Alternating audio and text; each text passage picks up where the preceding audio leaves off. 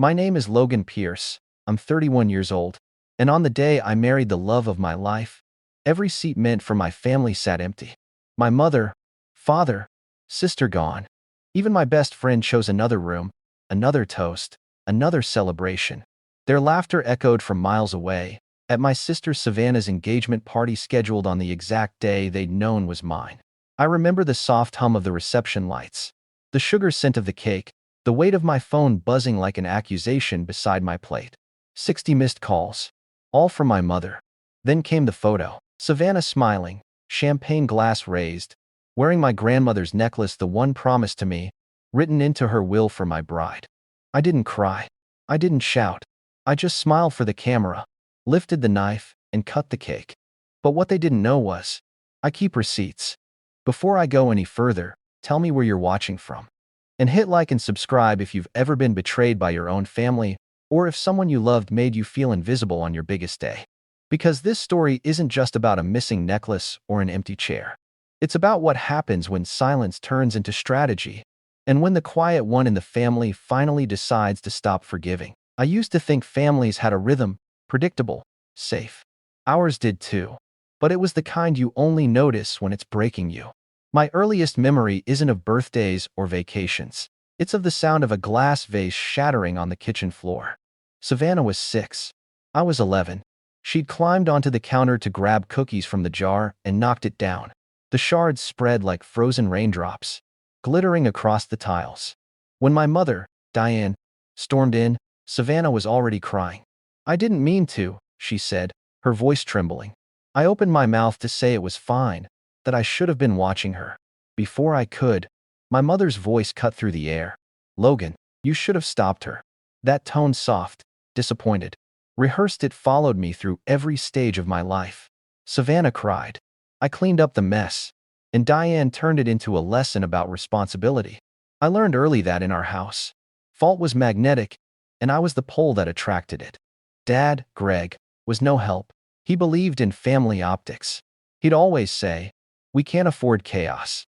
A Pierce keeps things perfect. His version of fatherly advice was management training for image control. Savannah got sympathy. I got structure. Holidays were the same theater every year. Thanksgiving dinners where my sister's accomplishments were recited like scripture. Savannah's post hit 50,000 likes today. Mom would say, carving the turkey with a proud smile. She's building a brand. Dad would laugh. Maybe she'll make us all famous. Then their eyes would flick toward me. And Logan, Mom would add, softer, is so dependable. He keeps everything running. That word dependable felt like a pat on the head, the kind you give to a loyal dog. I'd nod, smile, and pass the gravy. Because what else was there to do? Grandma Eloise was the only one who seemed to see through the performance. She lived a few miles away, in a house that smelled like lavender and old paper. She used to call me her quiet observer. When Savannah was handed her first iPhone at 13, I was helping Grandma alphabetize the family archives boxes of letters, deeds, photos, and one velvet case she never let out of her sight. This, she said once, setting the case on the table, is more than jewelry. It's memory. The day you find someone who sees you, not just what you do, this is hers to wear. Inside was a necklace, gold laced with ruby and diamond, heavy with history. Your grandfather gave it to me the night before our wedding, she said. And I'm giving it to you. Not now, but it's yours to pass on. She wrote it down in her will herself, right there in front of me. To my grandson, Logan Pierce, for his future wife on their wedding day. Then she folded the document and placed it in a safe, smiling like it was a secret she'd finally set free. I didn't realize then how much that small moment would matter later. Years passed, and the gap between Savannah and me widened like a crack in the ice. She started building her online empire, makeup tutorials, sponsored retreats, filtered beach photos that turned our ordinary family into something aspirational. We're the Pierce legacy, Dad liked to say, half joking, half serious. I went to college locally, partly out of obligation, partly because every time I mentioned moving away, Mom's face would tighten. Families stick together, she'd say, which always meant you stay where I can control you. When I graduated, Greg pulled me into his home office, the air thick with cigar smoke. Savannah's career is taking off, he said. We need stability behind her. Someone to handle the operations side of the brand. I stared at him. You mean? For her influencer page? He nodded, dead serious. You're good with systems, logistics. Help her scale. I laughed, a small, disbelieving sound. Dad, I work at a real agency. He frowned. Don't disrespect your sister's business. That was the last time I argued. I just stopped offering. By 25, I had learned the art of invisibility, of keeping calm even when being erased. My role in the family became background noise. The one who made sure the bills were paid, the trips booked, the family name stayed spotless. Meanwhile, Savannah started bringing home boyfriends with sleek cars and sharper suits. The kind who called my parents by their first names after 10 minutes. Diane adored them. Greg bragged about them. I barely remembered their faces. The year Grandma Eloise passed, something in me broke quietly. She'd left me her house keys and a small folder documents. Letters. The will. After the funeral, Diane took them from my hands with a polite smile. I'll handle the paperwork, she said. That night, I made a copy of everything before she did. It wasn't distrust yet, just instinct. A whisper of self-preservation. When I told Mom I'd proposed to Tessa, she smiled too wide. That's wonderful, sweetheart. But let's plan around Savannah's calendar, okay? She's working with a new brand, they're scheduling a launch. I should have known what that meant. 6 months before my wedding, I stopped by their house to check logistics. The air smelled like lemon polish and entitlement. On the mantel, another framed magazine cover of Savannah, the digital darling. I asked about Grandma's necklace. Mom didn't flinch. It's not in good condition anymore, she said lightly. The clasp is rusted. I had it evaluated. Can I see it? Her voice cooled. It's in the safe. You'll have to trust me on this, Logan. Trust. The same word she used when Savannah crashed Dad's car at 16, and I was told to keep the family's reputation clean. That evening, in the garage, I found an old envelope labeled jewelry repairs. A receipt dated last year. Ruby necklace restoration, $540. Completed, return to D. Pierce. I stared at it for a long time. I didn't say a word. Not yet. I drove home through a snowstorm that night, headlights slicing through white silence. My hands were steady on the wheel, but my chest felt like a held breath that wouldn't release. When I told Tessa what happened, she touched my wrist gently. You already know what this means, don't you? I did. I just didn't want to believe it. Still, a part of me hoped foolishly that on my wedding day, things would be different. That somehow, even if they forgot the necklace, they'd remember me. But people rarely change their patterns. They just get bolder at pretending it's normal. And my family had perfected that art. The closer the wedding got, the clearer it became. They weren't planning to come. It started subtly: canceled calls, delayed RSVPs. Excuses so rehearsed they almost sounded polite. Savannah wasn't sure if her fiancé, Ethan, could travel that weekend. Dad said the flights were complicated. Mom's voice on the phone was sweet as syrup when she said, "We'll see what we can do, darling." I knew that tone. It was her version of no. Tessa tried to stay optimistic. Maybe they're just overwhelmed, she said, her eyes hopeful. You know how families get. I wanted to believe her. I wanted to think this time would be different, that my family would show up for me. Just once. But then the invitations for Savannah's engagement party went out. Gold foil lettering, professional rooftop photos, hashtags. Her party date printed in shimmering script the same day as my wedding. 8 months after I'd sent my save the dates. It wasn't even subtle. I remember standing in my kitchen, the envelope in my hand, trembling, rereading the date over and over. Tessa found me like that. The paper's still unopened, and she didn't have to ask. She knew. The next morning, I called my mother. Mom, did you know Savannah's engagement party is the same day as our wedding? A pause. Then that soft sigh I'd heard all my life, the one she used right before she made something cruel sound reasonable. Oh, honey, we can't control when her fiancé's family visits. They're coming all the way from New York. It's special. Special? I said. It's my wedding. Don't make this a competition, Logan, she said quietly. You know how your sister is. If we split the day, she'll be heartbroken. So you're not coming? Another pause. You'll understand when you have kids. I hung up before she could finish. That night, I didn't sleep.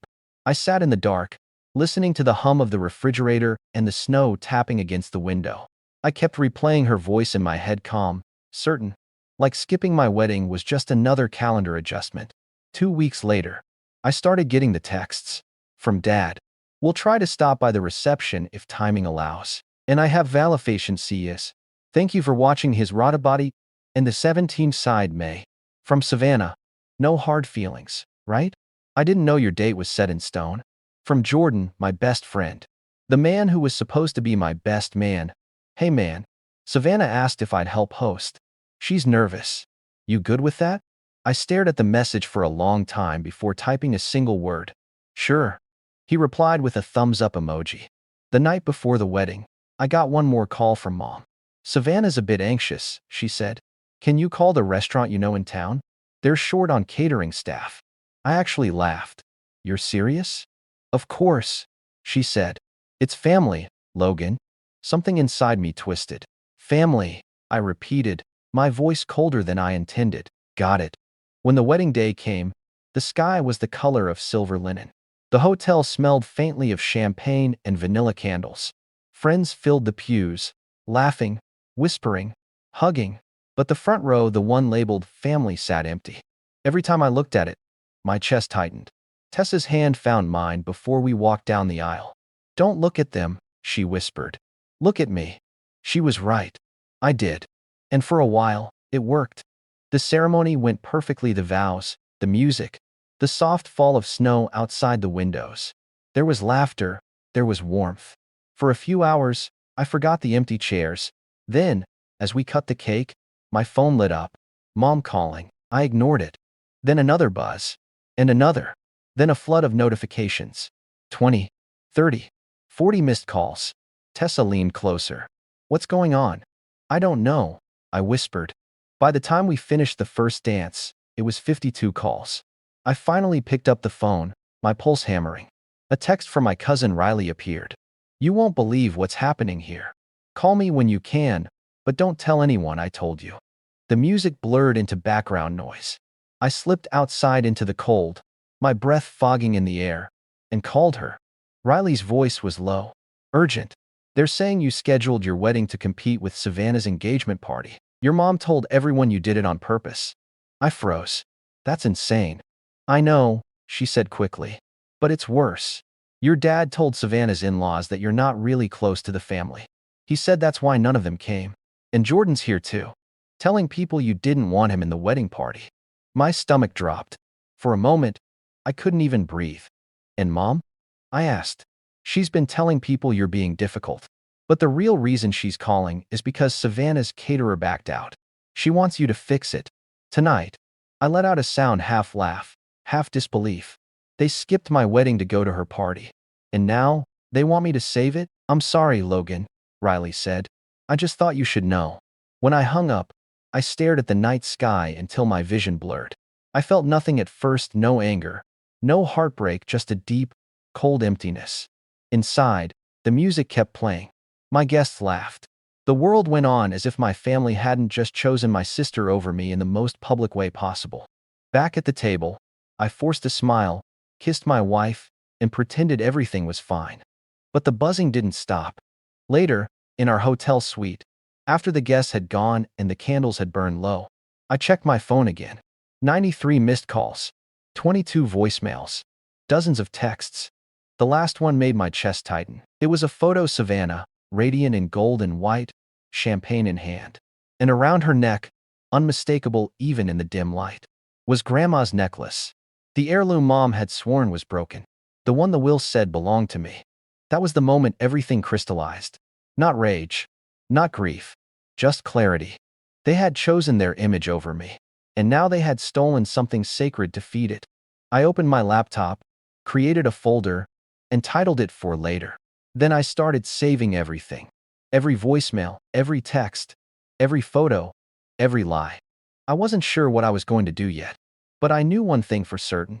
Whatever it was, I'd do it quietly, and I'd do it right. The morning after the wedding, the light looked wrong, too bright, too ordinary for what had just happened. The city outside our hotel window carried on like nothing was broken, but inside, there was a quiet that hummed in my bones. Tessa was still asleep when I opened my phone again. 93 missed calls. Most from Mom. The latest voicemail played automatically. Logan, this is getting ridiculous. Your sister's caterer is still short-staffed, and you're the only one with the connections to fix this. Call me back, sweetheart. Be a good son. Her voice was cheerful, even scolding, like she was talking to a child who forgot to clean his room, not to her son whose wedding she'd skipped. Another message. This one from Dad. We were hoping you'd be more mature about this. You can't ignore your family over a misunderstanding. Call your mother back. A misunderstanding. That word echoed in my head until it sounded like static. Downstairs, over breakfast, Tessa reached across the table. You're thinking about them, she said. Thinking, I replied, isn't the word I'd use. She sighed softly. You don't have to do anything right now. You're allowed to be angry. But anger wasn't what I felt. Anger burns fast. This was something colder, slower, the kind of emotion that rewrites a person. I spent that day pretending to browse honeymoon destinations while quietly building a digital archive. I saved screenshots, photos, voicemails. Riley sent me more evidence snippets from Savannah's engagement party. My mother's voice bragging about the necklace. Jordan laughing in the background. That night, I opened Grandma's scanned will. The words were still there in her neat handwriting. To my grandson, Logan Pierce, for his future wife on their wedding day. It wasn't just sentiment anymore. It was legal proof. I stared at the text for a long time before whispering. They think I'll stay quiet forever. But I wouldn't. When we came back from a short honeymoon, I returned to work at the agency as if nothing had happened. No one there knew the details, only that my family couldn't make it. I smiled, delivered results, stayed late. Within 3 months, I closed a campaign that made the firm's quarterly record. Recognition followed a promotion. A raise. My own team. On paper, I looked like a man thriving. Inside, I was building something else. By night, I read estate laws. I researched inheritance disputes. I reached out to an attorney, Adrian Price, a name whispered with respect and quiet fear across corporate Denver. His reply came within hours. I'll take your case when you're ready. Until then, keep collecting. And so I did. Every few weeks, a new message from my mother. Don't let your pride destroy this family. Savannah's wedding will be next year. Maybe you two can reconcile. You're being dramatic, Logan. Families fight. Each one went into the folder.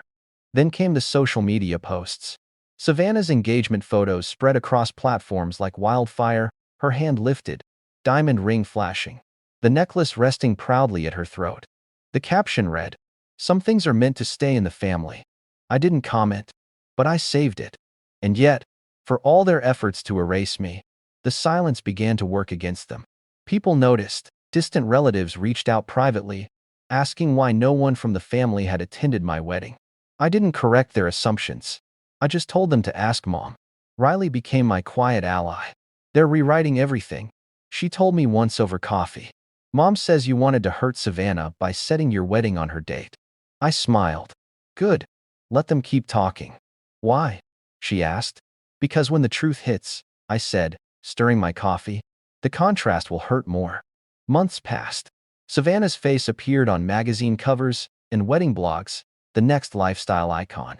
Mom and Dad posed beside her at charity events like the proud parents of a saint. And me? I was a ghost in their narrative. But that suited me fine, because ghosts see everything. The more invisible I became, the freer I felt. No more family expectations. No more emotional manipulation disguised as love. Just space, cold, clean, quiet. Until one afternoon, Riley called, whispering like she was being watched. Logan, I found something. What kind of something? She hesitated. An envelope in the garage.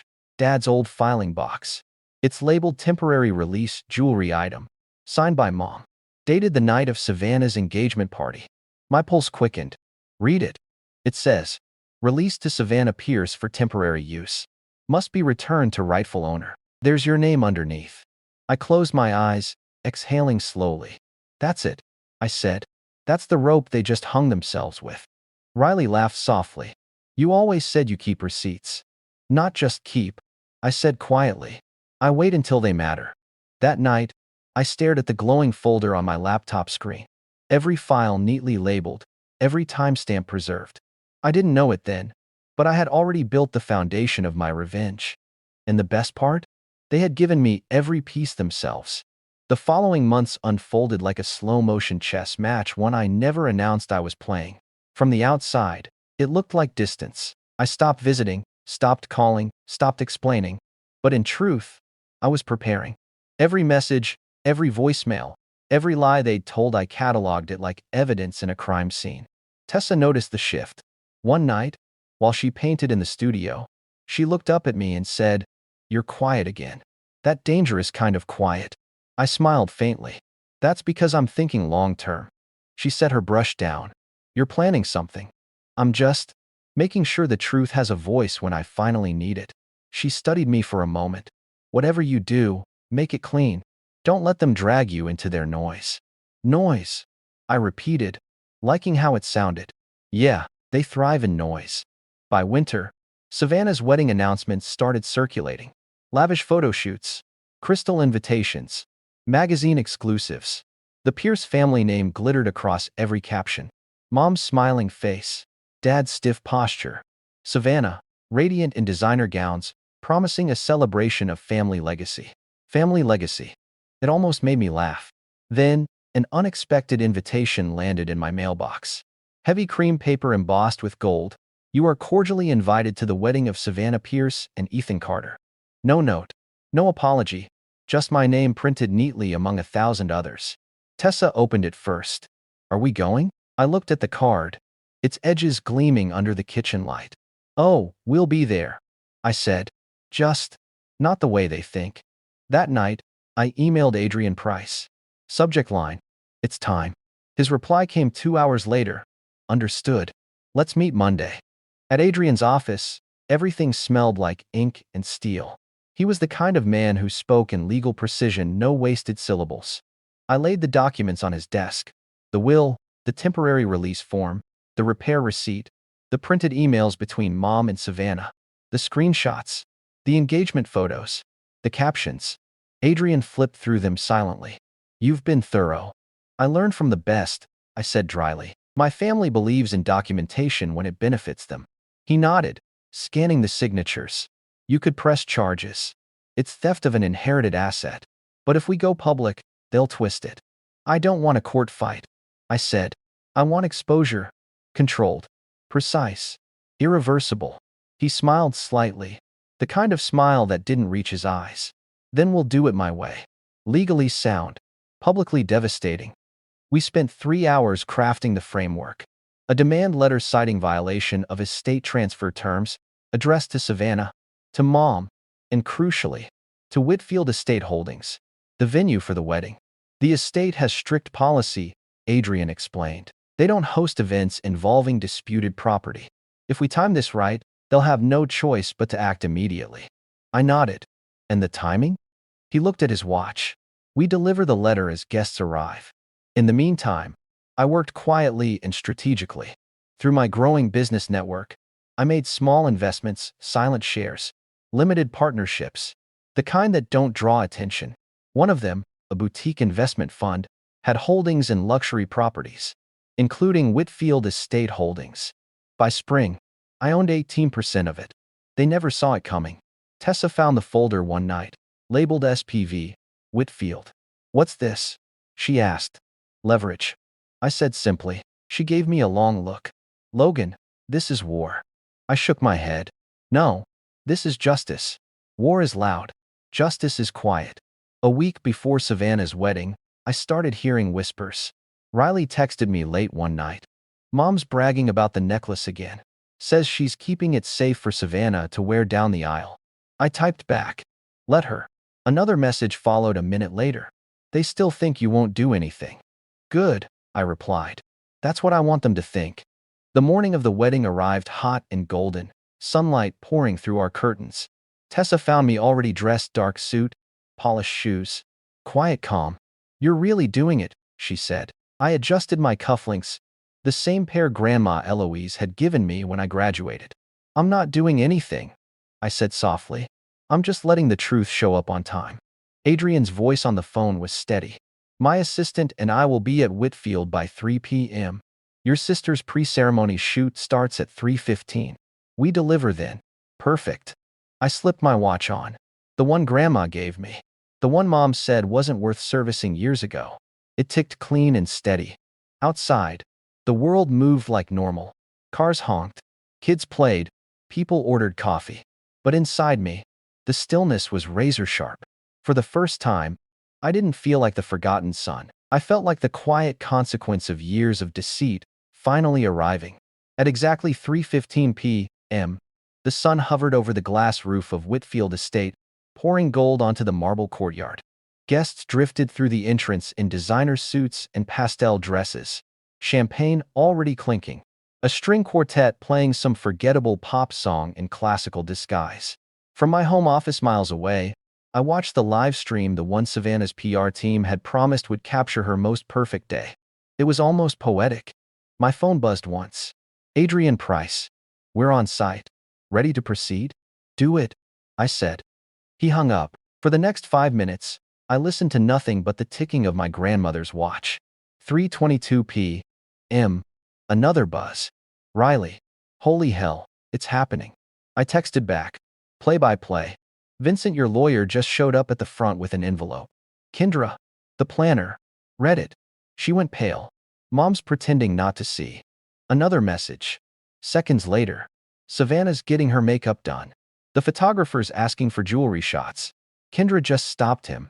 I leaned back in my chair, the faintest smile forming. Now Mom's arguing with her. She's saying it's family property, not legal property. Kendra's showing her the letter. There's something about liability. She looks furious. 3:28. My phone rang again. Adrian's voice was calm. They've been served. Your sister can't wear the necklace on site without exposing the venue to legal action. The planner has removed it from the bridal suite. We've taken photos for documentation. I closed my eyes for a second, breathing in slow. And Savannah? Screaming. He chuckled, low. She threw a hairbrush at your friend Jordan, correct? He's trying to calm her down. Not working. I turned toward the window. The city below shimmered in afternoon light. Good, I said quietly. Let her scream. Just don't let her forget who made the rules this time. According to Riley's stream of texts, chaos bloomed like wildfire through the estate. Mom's crying. Dad's trying to call you. Guests are whispering. Someone from the venue staff asked Savannah to sign a release confirming the item's return to its rightful owner before the ceremony can continue. She refused. So Kendra stopped the ceremony prep. They just called the in-laws into a side room. You should see their faces. Then, a photo arrived, grainy, but clear enough. Savannah, still in her gown, mascara smudged, hands gripping the air as Mom held the necklace. The caption Riley added was simple. And that's the moment the facade cracked. At 4:02, Adrian's final message came through. The necklace is in our possession. Officially transferred back to you. Enjoy your evening. I didn't respond right away. I just stared at the glowing phone screen until it dimmed. It was done. The wedding continued, apparently, though the whispers didn't stop. Guests had questions. The bride's missing heirloom became the centerpiece of gossip before dessert was even served. By morning, the gossip had turned into headlines. The next day, Paige Monroe, the lifestyle journalist I'd quietly tipped off weeks earlier, published her article, The Missing Heirloom, the Quiet Drama Behind the Pierce Family Wedding. It wasn't malicious. It didn't need to be. The piece laid out the facts. The original will, the temporary release form, the venue's decision to uphold legal protocol, and the official statement from Adrian Price's office confirming the necklace's rightful owner, Mr. Logan Pierce. Paige ended with a single, devastating line. Sometimes, silence is the loudest justice. By noon, the story had been reposted 1,000 times. People in their social circle started connecting the dots: the skipped wedding, the empty chairs, the favoritism. The comments under Savannah's latest photo turned from heart emojis to questions. Didn't that necklace belong to your grandmother? Why didn't you just give it back? I didn't need to answer. The internet handled that part for me. Mom called that night. I let it go to voicemail. Her voice was sharp, panicked. Logan, how could you? You've humiliated us. Your sister's reputation, do you even care what this does to our family name? Then quieter. Please call me back. We can fix this. Fix this. The same word she'd used my entire life after every betrayal, every lie, every rewriting of history. I didn't listen to the rest. I just deleted it. A week later, Riley stopped by. She handed me a velvet box, worn but intact. The planner returned it to Adrian, and he passed it to me, she said. Figured you'd want to be the one to open it. I did. Slowly. The necklace gleamed beneath the afternoon light, its rubies deep as blood, gold edges catching the sunday. It looked untouched, timeless, almost defiant. Tessa stepped beside me, her eyes soft. It's beautiful. It's more than that, I said quietly. It's proof. She traced her fingers over the box. What happens now? I smiled faintly. Now? Nothing. I don't need to shout. The story's already out there. Riley exhaled. Mom and Dad are losing their minds. The in-laws are furious. Savannah's sponsors are pulling out. Jordan's pretending he didn't know anything. Of course he is, I said. He always folds when the lights turn on. Riley hesitated. Do you feel better? I thought for a moment. Not better. Just clean. Finally clean. That night, I sat in my office alone, the necklace in front of me. I didn't feel triumph. Just stillness, the kind that comes when you realize the war was never loud to begin with. They'd spent their whole lives chasing applause. I'd spent mine learning silence. And silence had finally won. The days after the article felt surreal, quiet, weightless. Like the air after a storm. For once, no one demanded an explanation. No half-hearted apologies, no twisting of words. Just silence. The same kind I had been accused of for years. The necklace sat in its velvet box on my desk. I hadn't put it away yet. Every time I passed it, the glint of gold caught the corner of my eye, not as a trophy, but as a reminder of how long I'd spent trying to earn love that came with conditions. Tessa noticed I hadn't touched it since Riley brought it over. You don't have to lock it up, she said. I'm not ready to wear it, I told her. It's not just jewelry. It's everything they took and everything I took back. She smiled softly. Then maybe it's time to stop thinking about what they took and start thinking about what you've built. She was right. While they were busy managing the fallout, Greg's public silence, Diane's panic calls to PR friends, Savannah's desperate brand posts about family forgiveness, I was busy moving forward. Adrian sent me an update. The official record of asset return, notarized, filed. Legal, final. My ownership undisputed. But that wasn't the end of it. A week later, a small, unmarked envelope arrived in the mail. No return address. Inside, a single USB drive and a sticky note in Riley's handwriting. Found this in Dad's office. You'll want to see it. I plugged it in. Dozens of PDF files appeared: estate records, offshore transfers, and one folder named Whitfield. I clicked it open and froze. It contained email threads between Greg and a business partner, discussions about quiet equity swaps, involving the same estate where Savannah's wedding had been held. The venue I partially owned, so that's why he'd told Mom to stay quiet. It wasn't just about family pride. It was about protecting the paper trail. I leaned back, letting the irony settle. My father's greed had collided perfectly with my revenge. I didn't feel rage, just clarity. They taught me that silence was obedience. Now they were going to learn that silence could also be strategy. Tessa came into the room, saw the USB, and asked, "What is it?" "Maybe," I said, closing the laptop, "the beginning of something bigger." Outside, the city lights flickered against the dark. I looked at the necklace once more and whispered to myself, they thought I was finished. But I'm just getting started. If you've ever felt like the outsider in your own family, the quiet one they underestimated, hit like and subscribe. Because this story isn't over. The necklace was just the beginning. There's still the USB drive, the Whitfield estate, and the truth buried under my family's legacy. They thought they ended me the night they skipped my wedding. But the real reckoning is only just beginning. Tell me in the comments, would you have forgiven them? Or would you have done what I did? This is just chapter 1.